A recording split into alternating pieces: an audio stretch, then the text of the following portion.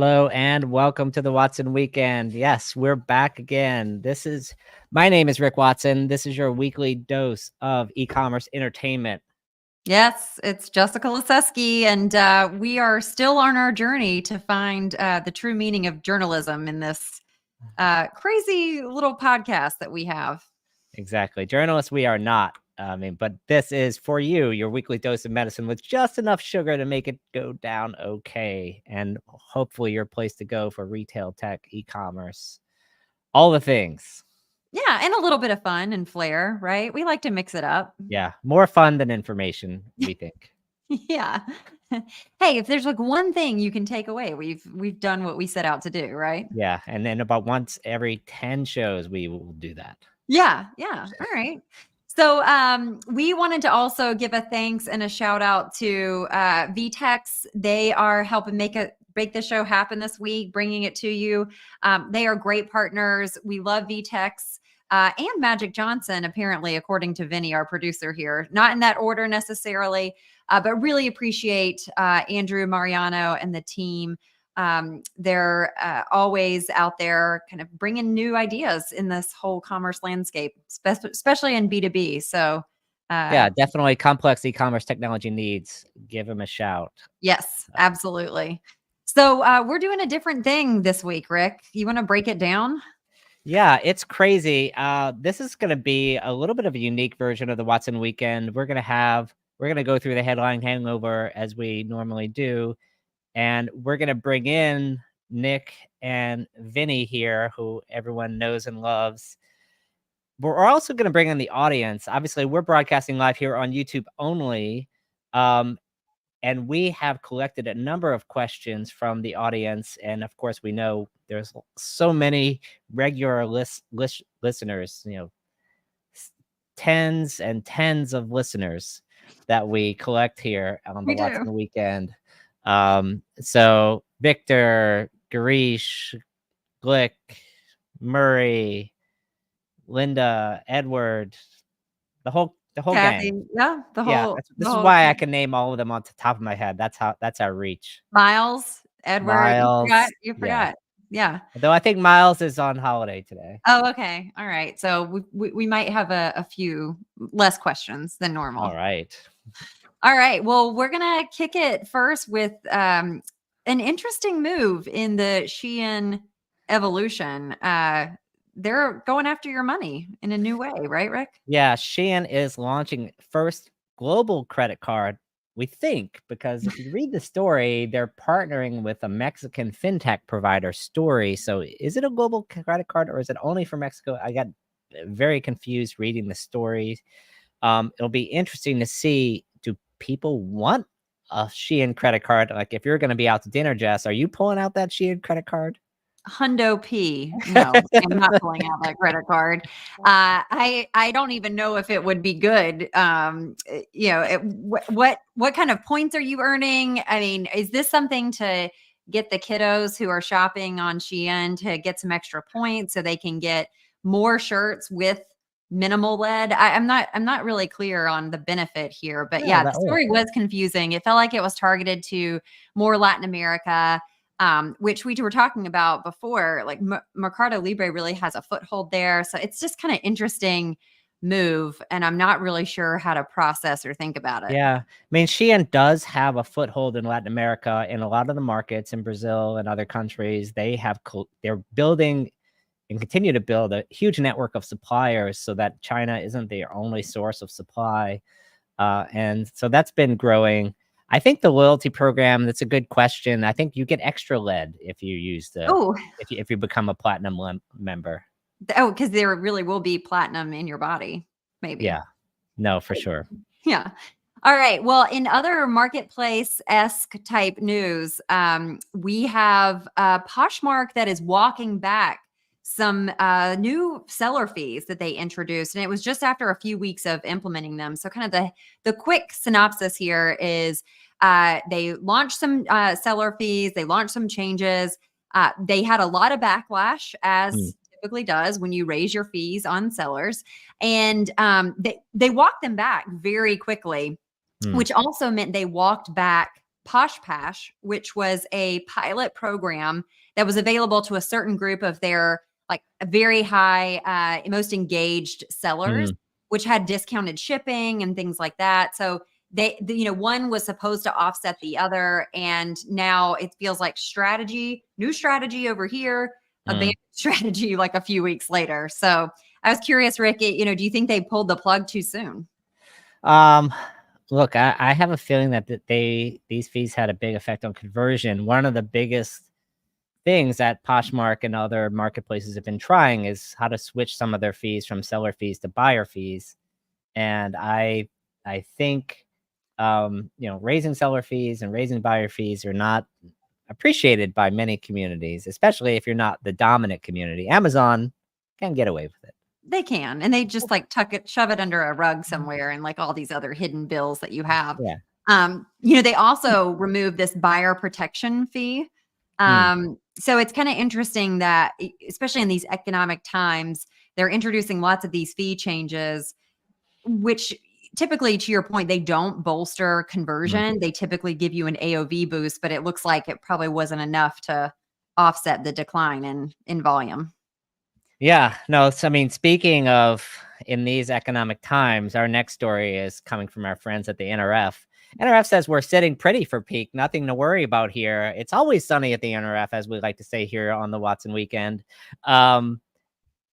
Consumers are happy in spending. There's lots of inventory, but we're actually at, quote, optimal inventory, which is ever anything optimal? I'll just leave that question. Let it lie there.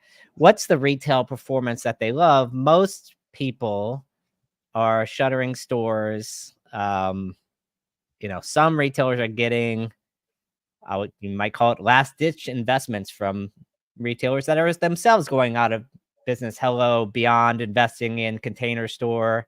And Kirkland's, not that Kirkland's, the other Kirkland's you used to remember. Oh yeah, not the Kirkland's that you might get at Costco. Not the cool Kirkland's. The one that was like kind of a offshoot of it's made like a broke down Pier 1. It's your grandmother's tchotchkes. Let's just call it what it is.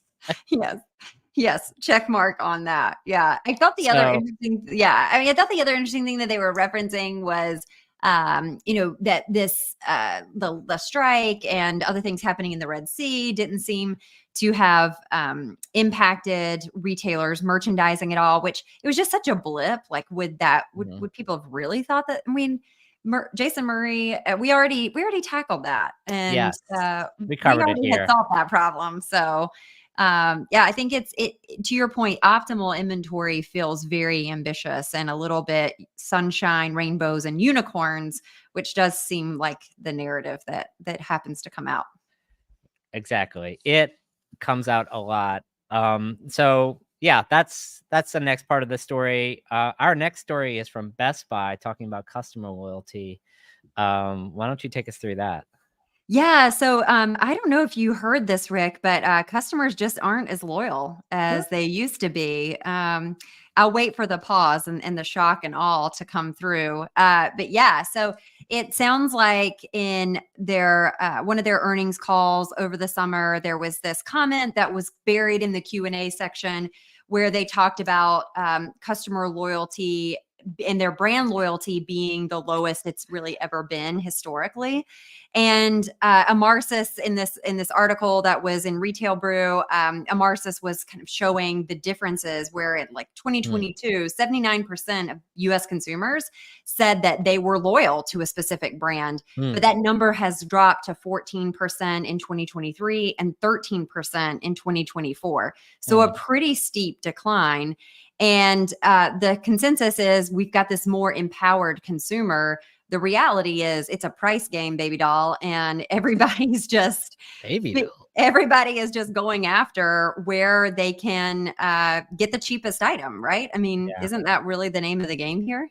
It seems to be the cheapest item. I mean, there's been a lot of chatter about Amazon's low price shop this week, and I was posting about it, and I've seen some news about it. Look, if Amazon has more PhD economists in the Federal Reserve. And if they think that price is number one right now, then they're probably correct about the mass market consumer. Like, who are we to disagree with that? But on the other hand, 75% of all self-reported surveys are complete bullshit. So I'm questioning sort of the, what a consumer says they're going to do is very different than what they actually do.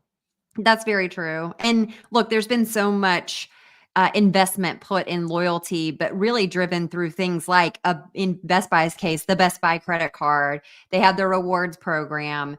I think the reality is that it narrows, and it always kind of sticks with this core set of consumers. And if you aren't bringing more and more into that funnel, by nature, your loyalty is just going to decline, or those most loyal customers are going to decline because you just don't have enough coming into those programs. And I don't know what the benefit is for customers anymore at this stage. So, yeah, Linda, she said she's waiting with a glass in hand for every Temu or Shein mentioned. Like, she's going to be drunk by 10 minutes into the show.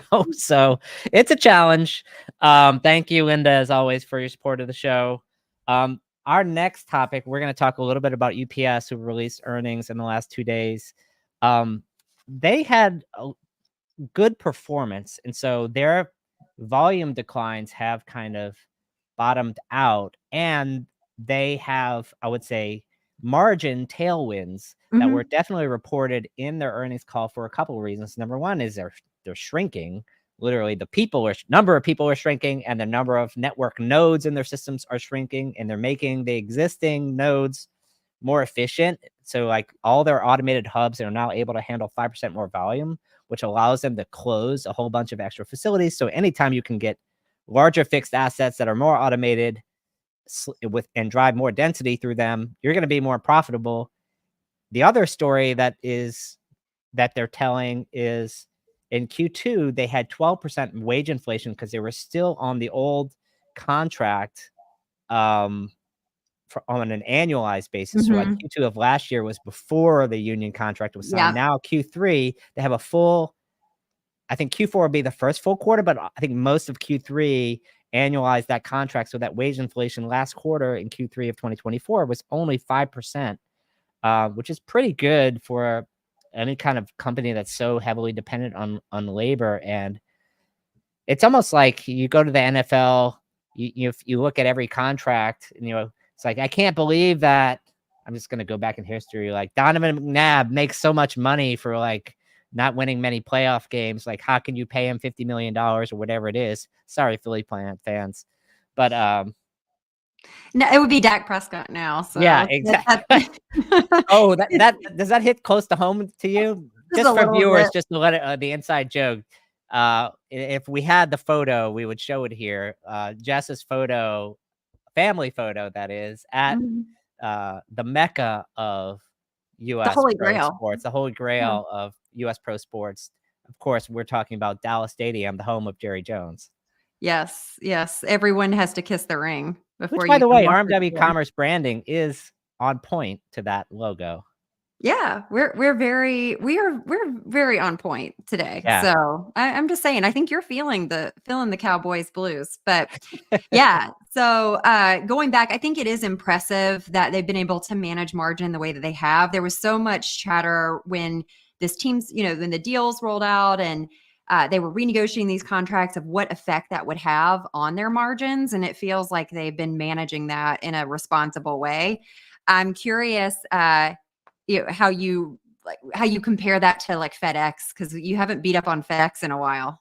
Yeah, I haven't. Sometimes there's companies I don't follow as much all the time, because it's like the last 3 times I looked, it was bad. And so like, do I want to look again? I feel bad a little bit. So I don't have a FedEx comparison off the top of my head, but as Garish said, I don't want to abandon my audience here, but I think another interesting point that came out of the UPS earnings was they had about 8% U.S. parcel volume increase in Q3. Most of that through 2 shippers. Anyone get any guess at which 2 shippers that came from?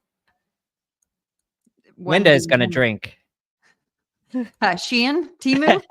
Yes, Shein and Temu. Welcome, Edward. It's okay to be fashionably late. You didn't miss anything. We're actually not that interesting.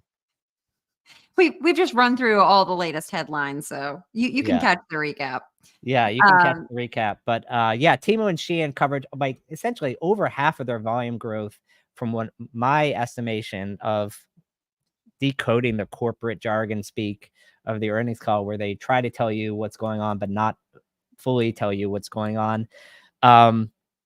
It's interesting. What does that mean for the rest of us if Temu and Shein are capturing all the growth? And is that the secret reason why behind Amazon's changes? For sure. It has to be, right? Because we've talked about this all year. Even last year, that train was coming with the Shein and Temu $5 items. Really not a train. It's an airplane that, rides on the tailwinds of the de minimis Right. goods. So yeah, I think that it's for sure driven through that volume. They're really, if you look at retail, the only one that's posting those types of significant growth numbers. Yeah. Amazon's feeling the heat. We'll see how their new price pointed store, which I thought was actually the whole Amazon site overall, will change that narrative. Yeah, Linda mentioned about disappointed kids this Christmas due to shipping cutoff times. I got my Temu Lederhosen in 5 days, so that was pretty cool.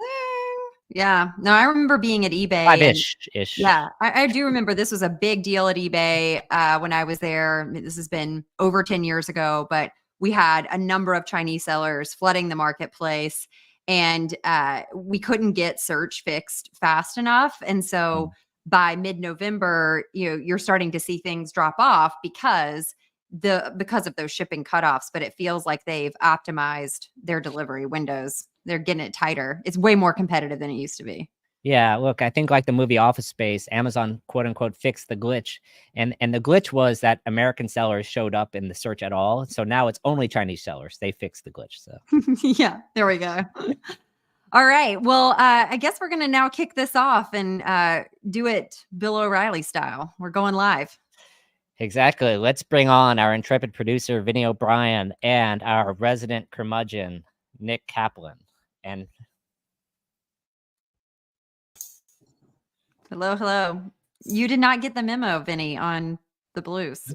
We were supposed to match. No baby blues today. Yeah, I sent the email. I don't know. But I want to say congratulations. You've spoken for 18 minutes without bringing us in. That's a new guest record. Nick, you fell asleep there for a few minutes. I'm glad I got a text into you to wake up. You're getting too comfortable in your Crocs. Crocs 2.0 should be your logo. They're auras.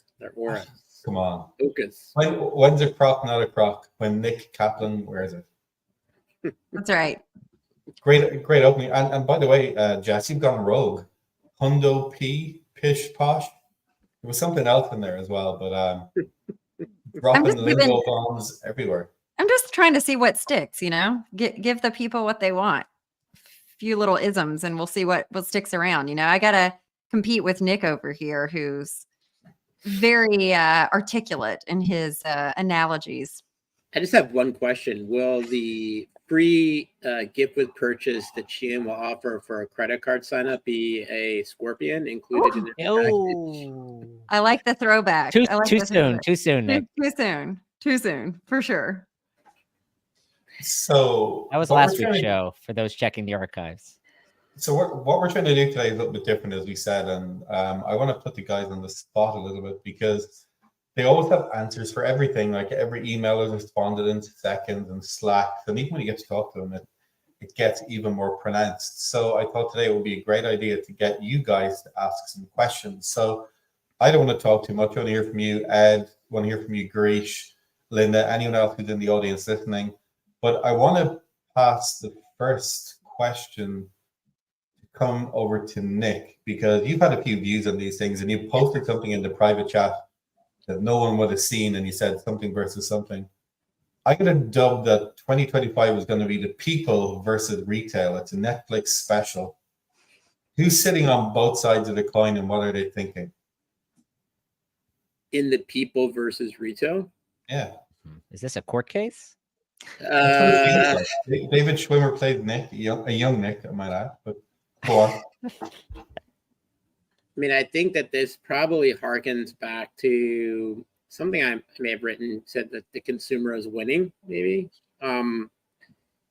I think that to sort of extend from last week's incredibly joyous experience with Jess and Erik, I am a very sort of bear market-esque economy viewer at the moment. I don't see the health and the consumer, and as a result, I think the people versus retail is a very, very patient consumer and a very, very challenged retailer.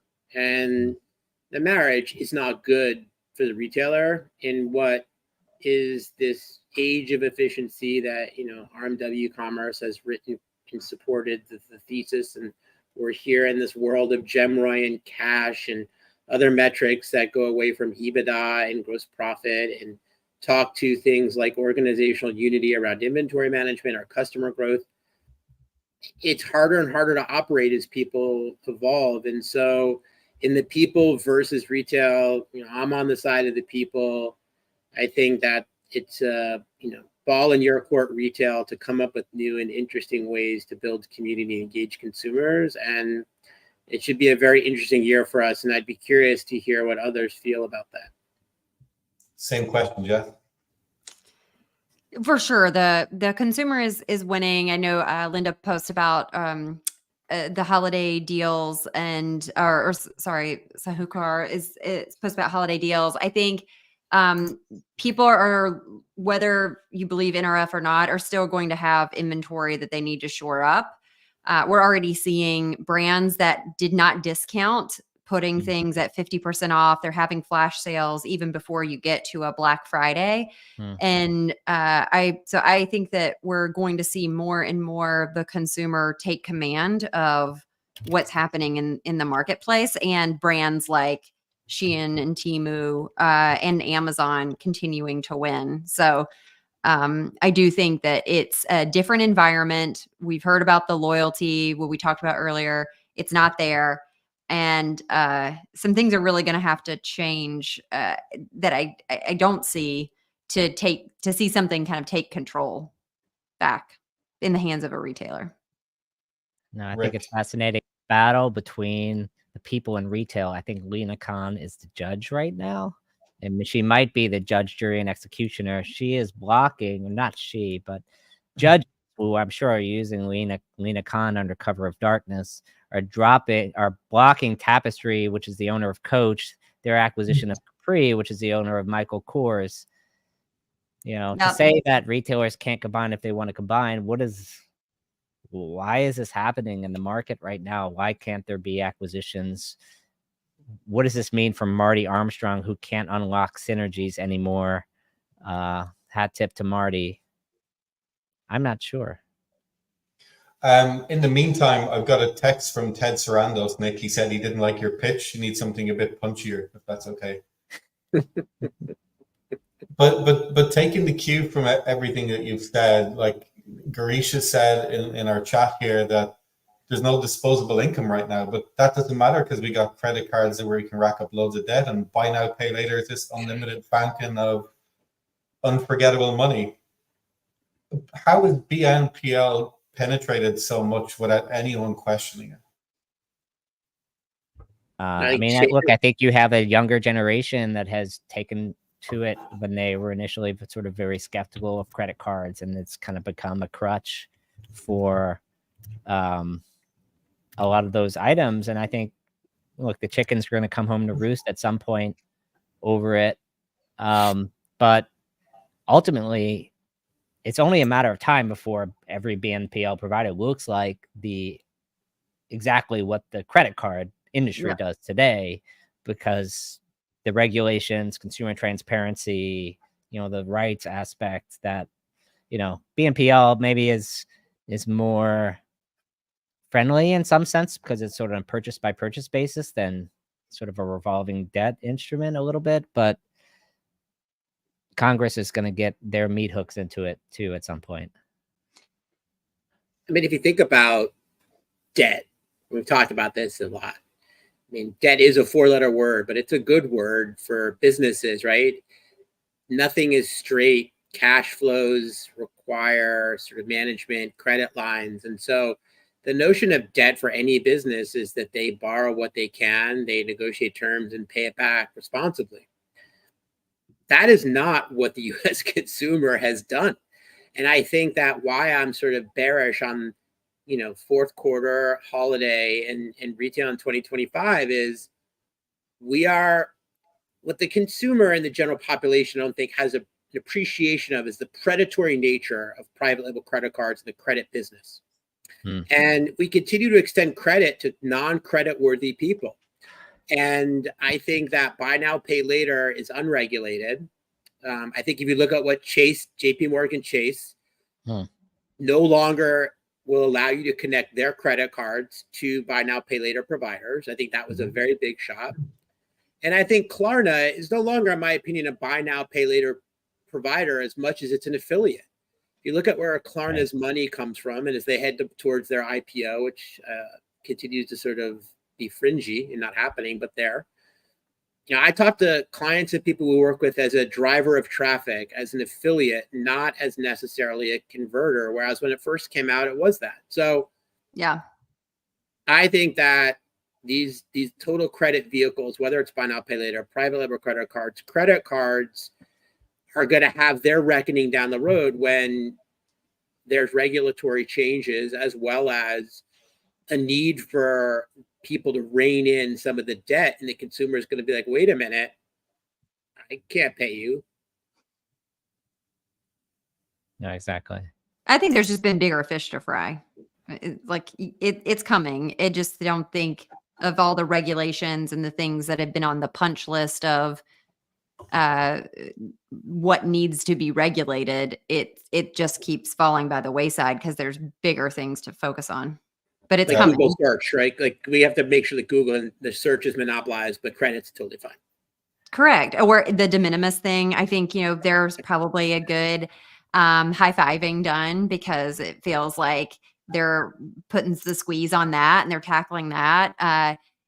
Rick's already talked about Lena's making sure, no other companies are harmed in the making of these mergers and acquisitions. So, and no consumers are harmed. So, I mean, I think that they just, it's a blind eye right now. Welcome to Europe.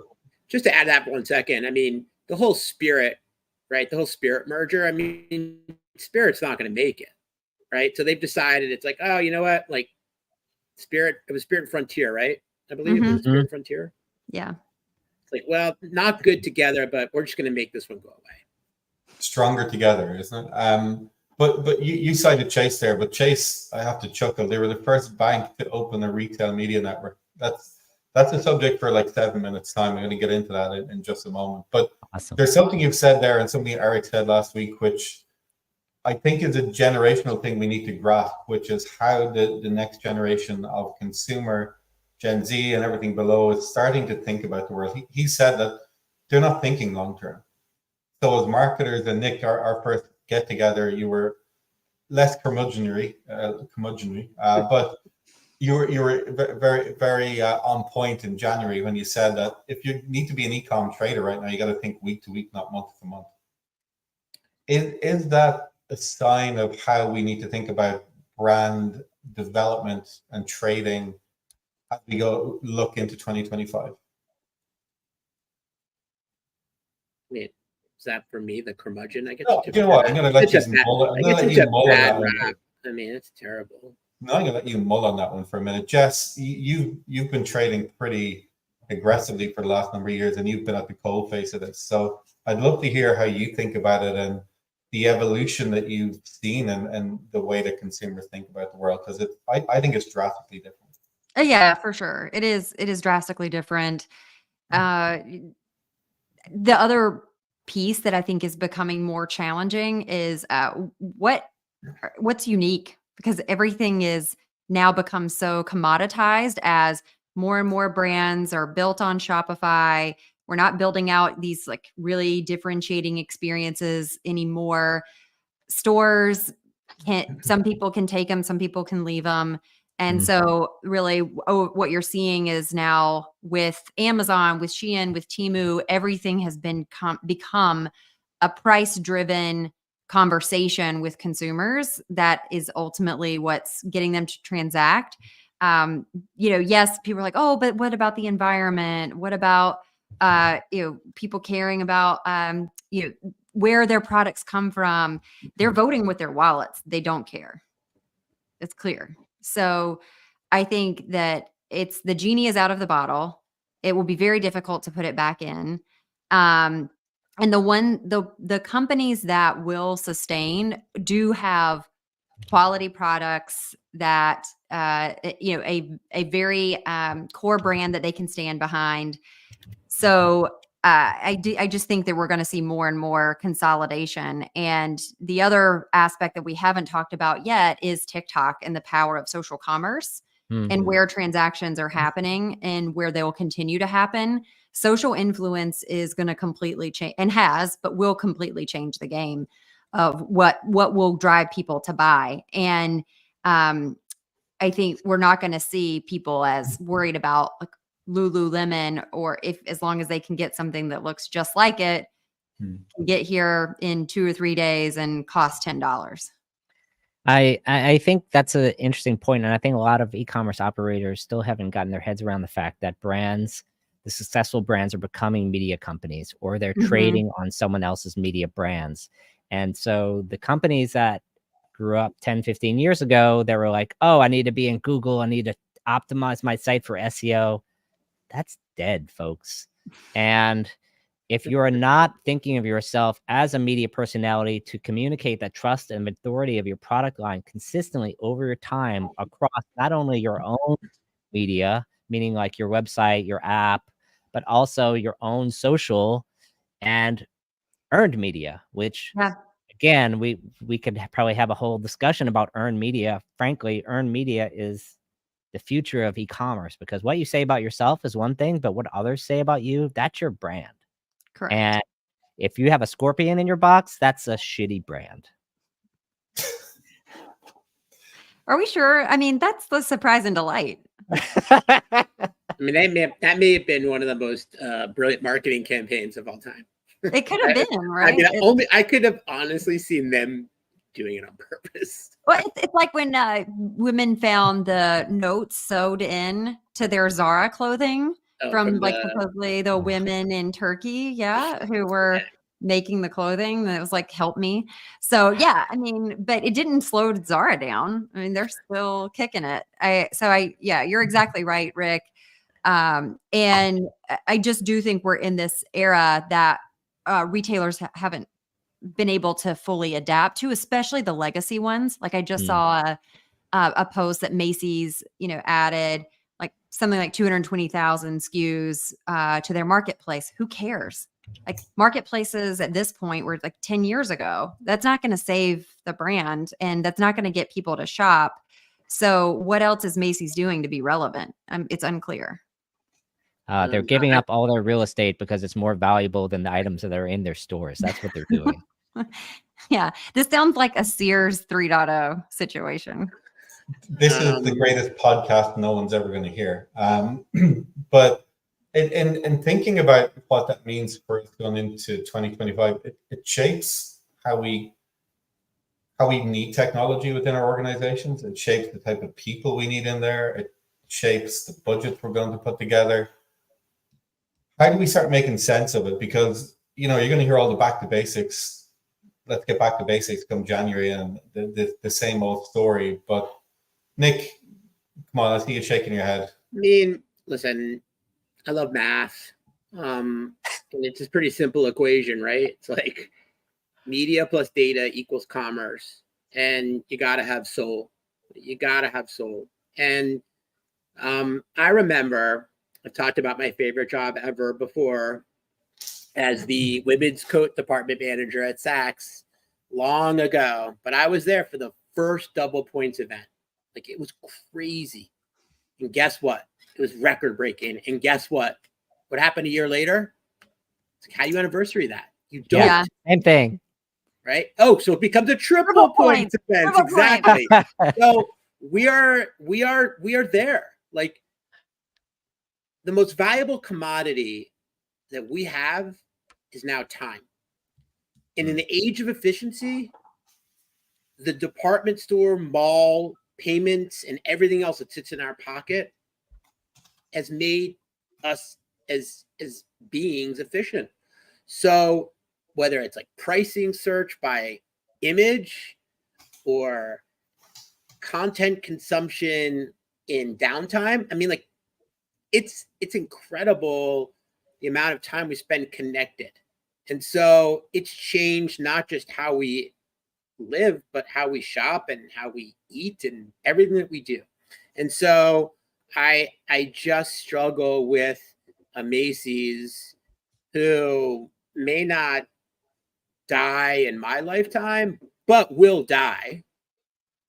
And how it evolves. And I think that we don't want to deal with these realities. We don't want to look ahead. We don't want to take the pain. We want to punt. And companies that think ahead and transform or evolve at the top of their game versus on the backside of the bell curve are the ones that survive. Mm-hmm. So you're saying I'm going to be next year going to the Shein Thanksgiving Day parade? The thing about Shein is, yeah, I mean, I feel like Amazon, it'll be the Amazon. Shein's not a retail company. And that's the thing people don't understand. Shein is a technology company. In period. It is a connector of supply and demand in the most efficient way possible, and it's taking a vig on every transaction. And so I don't know why people think about competing. I'd love to be a fly on the wall in some of those lobby meetings about de minimis in Washington, like how that hasn't been overturned yet. Another thing people don't think about. They don't think about logistics. They don't think about supply chain. They don't think about the decisions in Washington that get made under the covers. Well, no, they do, because you've got our friends and advocates at NRF worrying about organized retail crime. And that's what they're lobbying for. No report, Jess. Not a story. No report. Yeah. No theft this year. There, I said it. So that's what your retail organization is focused on and has been focused on for years, versus probably tackling some of the things that could actually add value to the community. I'm not saying organized retail crime doesn't exist. Is it the number one hotspot? I would say no. Can we talk about Ulta? Because the story came out this week that they, were opening up 200 stores. We've talked about beauty being one of these categories that doesn't seem to have slower growth. Like it feels like there's so much runway.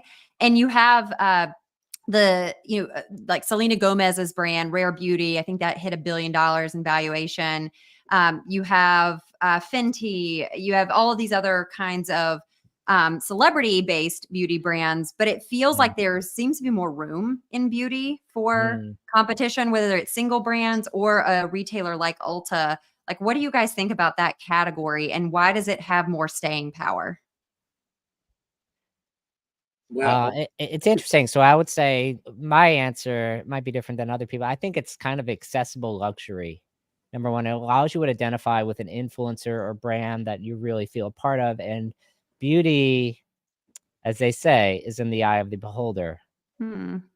So if you identify with a certain personality or a superstar, whether it's Rihanna or Olivia Rodriguez or like whoever that you're focused on, you don't have to buy a $3,000 handbag to be a part of the movement. You can buy a $10 mascara or something. And so I think at least $30. Yeah, it's at least $30 unless it's on Temu. Then your eyes are swollen and red. I think beauty is the perfect business on some level, right? I mean, incredible margins. Right. It's a consumable. Doesn't take super long to make it. Like, you're not taking these crazy raw materials like textiles where they're big and it's hard to move from one place to another.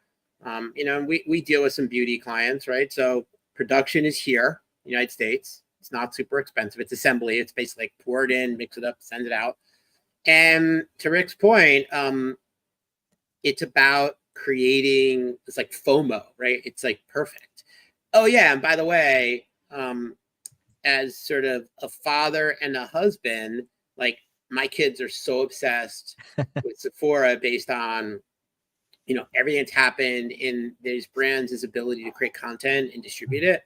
And they're just master marketers. I mean, people that aren't looking at the beauty industry all over to understand about like community building and, you know, sort of thriving.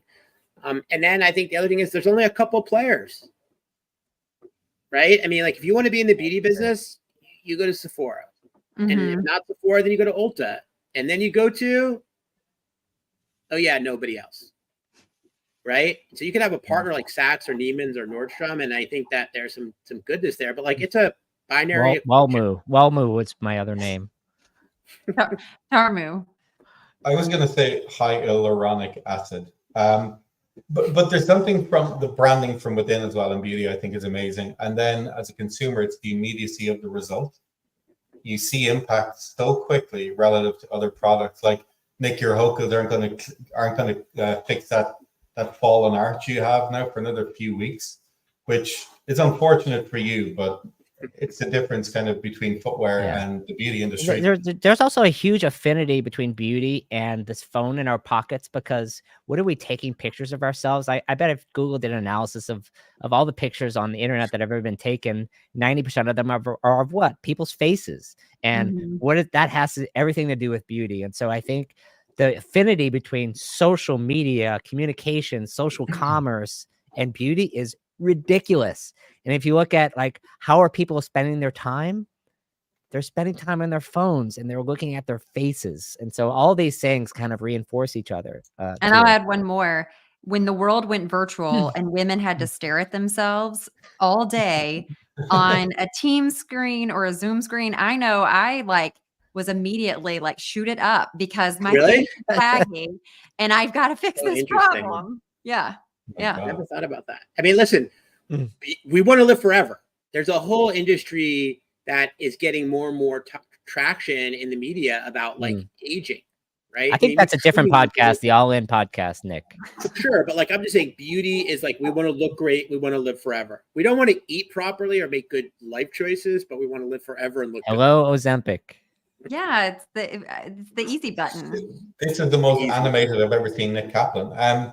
But a couple of points to pick up. A couple of points to pick up on. There is a guy called Kevin Kelly, who's a technology anthropologist who was one of the guys who designed the technology for Minority Report. Who's going to guess what year Minority Report was released in? Was it like? Let's go around the horn. Nick. 91. Jess. 2001. Rick. 96. Jess for the win. Spot on. 2001. Kevin Kelly designed the technology over 4 years, including stuff like a connected fridge, which would not just tell your grocery store that you need more milk, but it would realize, Nick, by the way, now you're lactose intolerant, so we're going to ask them to send you soya milk. Now, I want to read out 2 quotes from his book, The Inevitable, because he's kind of framed up what's going on around the world. This book was written in 2016. This is what you said a few minutes ago, Nick. Since it is the last scarcity, wherever attention flows, money will follow. The second thing he wrote there, which I thought was really telling, and I only realized it recently, he said, in fact, the business plans of the next 10,000 startups are easy to forecast. Take X and add AI. Find something that can be made better by adding online smartness to it.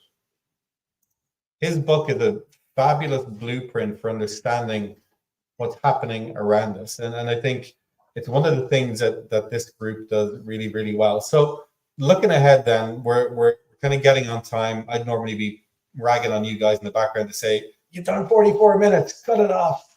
But I want to have a look at next year. We've been to conferences. There was no one at Shop Talk Fall, but that's okay. They'll go again next year. What are we looking at for 2025, and what should we expect from good conferences? What do we need to see? I think community is the simple answer. Is people expect connections. People expect friendships and relationship development that leads to business. That's really why all these things exist. The age of the conference as a place to learn information from the speakers, I think, is over and has been over for so many years. If the company is big enough that they're a draw for the event, the number of things that they will let their lawyer say and pass through the legal and PR filters is literally zero. Like, they can talk about what was in a press release last week because that had been vetted by the legal team 2 weeks ago. And by the way, it had to go through their earnings call or whatever it was. But you're learning. There's two ways to learn: what people say and what people do. And when you talk to people face to face in real life over drinks or on the show floor, you get to see behind the bright lights and big signs and the big booths to understand what businesses are thriving, which ones are paper tigered. I still remember 2 years ago, with respect to Tom Armstrong, who was there, pour some liquor out for Fast. They had and Fabric at the time, like the biggest freaking booths at Shop Talk. I mean, it was like a 80 by 80. It was ridiculous. And the company literally went out of business 2 weeks after. I mean, it was sick. Last hurrah. And 80 by 80 is 120 by 120 for us in Europe. Carry on, Nick. What do you think? Just to add to that, as you know, always, I do agree with Rick. I don't think that there's anything other than, there's nothing like being in person. And so I'd say look ahead at the calendar. There's been some movement in some of the conferences. Some of the ones that kind of happened on the e-commerce front, like the Lead moved earlier. Shop Talk, I think get your ticket, right? Just announced this week you can get your ticket to spring. I think that'll be a good one. And heard that there's a good attendance at Shop Talk Fall. I mean, I think it just pick a few conferences, get out there and go and build some community and learn from people and talk about what's happening. I do think that oftentimes there are these themes, although in 2024 we didn't really see that. So hopefully 2025, one of the themes I think we'll see coming out of conferences is this notion of like commerce everywhere. I think that commerce continues to sort of permeate further into our lives off-site. And Facebook is doing some interesting things with Facebook having a cart and social commerce. Did you say cart or cart? Cart. Thank you. So I think yes, I would look for revenue creation and kind of commerce everywhere, and the accessibility. And then I'd be kind of curious to see too, and think we'll see more proliferation on the AI front with creative, meaning will it evolve to give us more asset creation? I think those are two big themes we'll see, which is media development with artificial intelligence and commerce everywhere, which will allow smaller businesses to continue to fight and power with their brand integrity to the big guys. So, Jess, final word on this topic to you. I feel like people will probably invest more in spending time in some of the, like, you're going to have to go to some of the big conferences, but finding more of the smaller niche events, like Rick, you do it to Shoptoberfest this year. I think some of those where we talked about the community engagement being really important and finding not only people that you can connect with, but have real meaningful conversations with. And I think it's also going to be places where strategic partnerships get formed, because that's the only thing we haven't hit on in our circle or merry-go-round of what's happening in the commerce industry is strategic partnerships are the only other unlock for growth, and where you see these brand integrations or different businesses coming together to do some back scratching to hopefully drive new audiences. And I feel like that'll be the continuation where our friend Lena is not going to allow the actual mergers. We talked about it with Allie. You're going to see that work around with partnerships, and those are going to play out and those are going to happen. I think behind some closed doors, small dinners where people start to strike up those conversations. Speaking of Shoptoberfest, can we get the pictures of Rick and Leader, please? Yeah, I'll circulate them next week. That's coming on for a mug near you. I was going to say, Yes, Nick, please. it's Halloween week, and you just heard the scariest word of all time was small dinners. Not something you ever want to hear. The final thing I want to say is, as we move into 2025 and we can kind of get to wrapping up now and thinking about what we're going to be doing for the weekend. But the thing I wanted to get to, it's been bubbling under all year. We've talked about it a lot. Rick, privacy laws are changing dramatically in the US. We've lived with it for a long time in Europe. Is it going to be the single biggest force that changes the rules of engagement in commerce beyond 2025? It's hard not to believe that it has to be one of the top couple of forces for sure, if not the biggest, especially if you're a large brand that could be penalized by running afoul of any of these privacy rules. I think in Europe, especially on site, you kind of know what you're getting, which is essentially nothing. In the US, it's a little bit of a dog's breakfast of laws, which is one of my favorite phrases.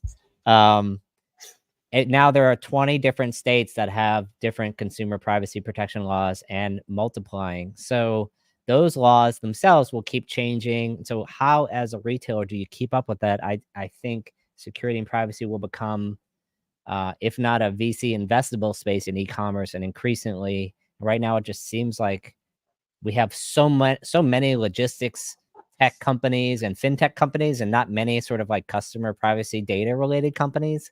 I do think there could be a lot more investment there. Amazing. Guys, we've taken up enough of each other's time. I think we're getting close to wrapping up. I want to say thanks for the little experiment. It's been a huge amount of fun. Great to listen to you as always. Any last words for anyone, Jess? I think it's been a fun ride so far. We talked about we're almost nearing our 50th episode. Really appreciate everyone that's been listening in and help spread the word. And if we're not talking about something that you want us to hit on, let us know. Sure, Nick. I mean, I'm just happy to be here. So, that I get the curmudgeon and all, but I think, for all the operators out there, watch your inventory. For all the people supporting operators, think ahead. Those are my words of advice. Inventory kills, and evolve when you don't have to.